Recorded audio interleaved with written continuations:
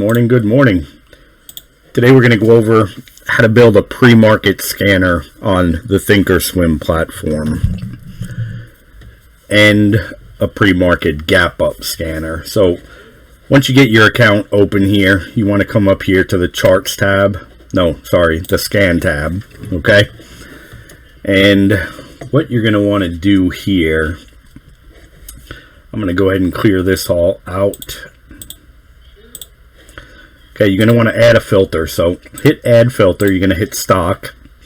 The first thing that you're going to go look for is volume. So scroll down here until you see volume. Click on volume. And then you're going to want to put, you want volume. So you, excuse me, let me get rid of this phone for a minute.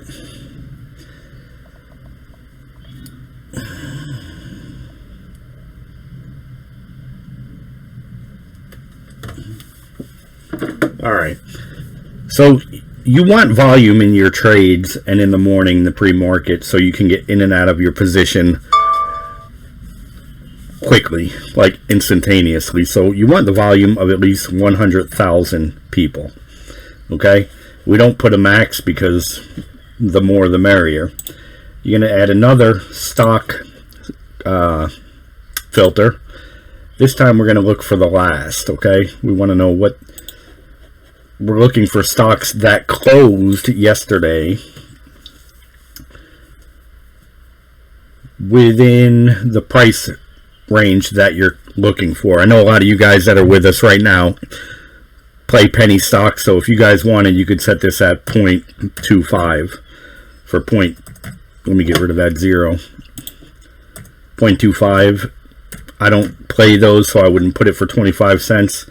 So my minimum would be at least $1. And because this is a small account, I don't want anything that's going to show over $25. And that's like pushing it. Now you guys can set this up however you want. You can put 10 cents here, you could put 5 cents here, you could put 001. Totally up to you. This is just going to find you the stocks that are trading in that range. Okay, here's CLSN. So you're going to want to add another filter. This is going to be a study filter. And you're going to want to click here on the ADXC crossover. You're going to want to come down to price performance. Let me see here. And then price change, and then you're going to want this to be at the closed.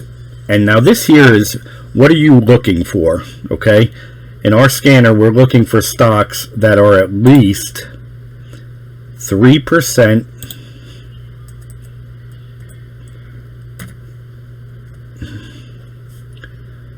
greater than the last however many bars that you want. Okay, so if you want to catch them early, put a smaller number in there. However, that's going to bring up more stocks in the morning. Okay, all these numbers matter here. All right, and actually I got this set at 1 million. I want 100,000. Okay, 100,000 here. You could, again, this is just the foundation of what you guys are looking for. Now you guys can come in here and configure this any way that you want. You can put this to 1 million. You can put a limit on it if you want. You can search for stocks, whatever price range you're comfortable trading. You know, if you have, if you're not under the PDT rule and you don't care about the lot size, like if you want Tesla and all that to pop up, don't put anything here in the max. That'll pull up all the stocks. However, you're going to have so many stocks to filter through, it's not even going to be funny. You know, you want to kind of narrow it down. And again, with your percent change greater than how many bars ago, you can just play with that until you find a scanner that you really like. Okay, we've done it for ever, and we have a lot of good scanners.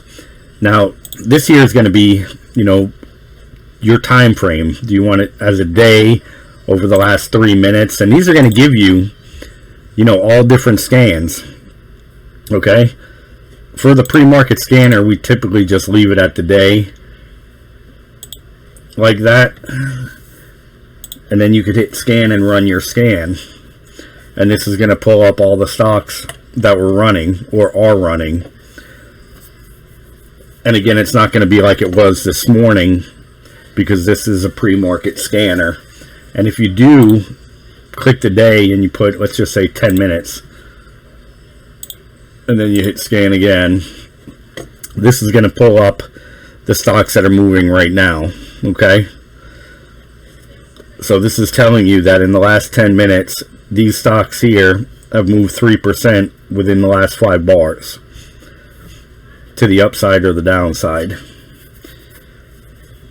And we have our shares here, which is the float. We got the volume, the percent change. And that's basically how you're going to set up your scanners for the pre-market. Next thing you want to do is come up here to this little tab here next to the add condition group, and then hit save scan query. We'll put new February last for this one. And then you just save it. And now when you come over here, you can come into your scanners here and then look through it, and here it is. It's saved. So now when you come to your charts, you're going to see TAOP's running. This one's really not doing much. This one's making good moves. And that's what you're looking for. And that's how you set up your scanners. This one's making a really nice move. That just made a sweet move. But again, over the last 5 minutes, so you got 1, 2, 3, 4, 5, which is why this pulled this up. It made a nice move over the last 5 minutes. And that's how you set up your scanners. Here's another one that's running. And again, you could go in and change that so you can catch it over the last 2 bars. Has it moved 5% in the last 2 bars? So you could just go in and adjust them up, down, however you want. Play with the numbers. This is one that I really don't like playing. I don't like those penny increments. You guys know that.